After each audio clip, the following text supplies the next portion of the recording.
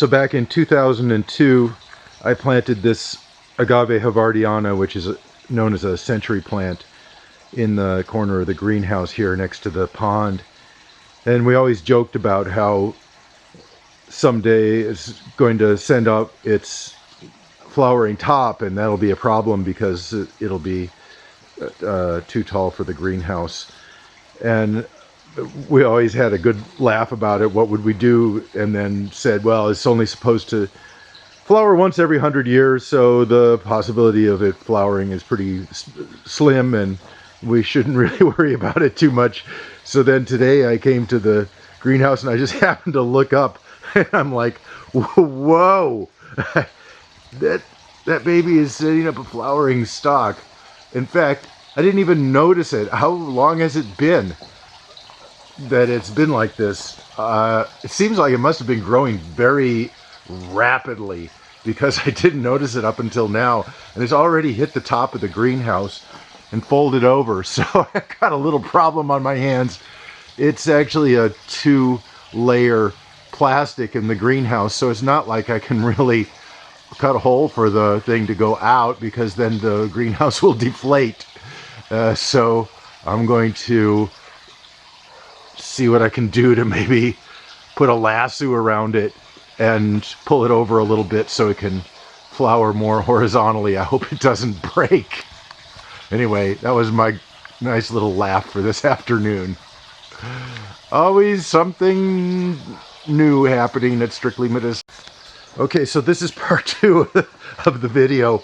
I've now hooked come along to the flowering stalk of the Agave havardiana, and I have it roped to a very heavy table that's full of bursera, and we're going to see if maybe I can crank it over.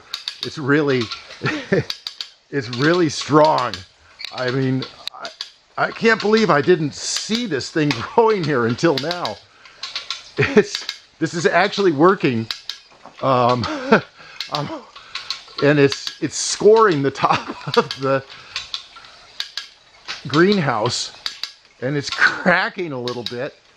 And believe me, this is not actually that easy. Oh shit! Well, I guess that's the end of the story. Stock one up, chalk one up for the greenhouse, and maybe we'll make some tequila tonight. This is video 3 of the extraction of the flowering top of the Agave havardiana. I've managed to use the come along to pull the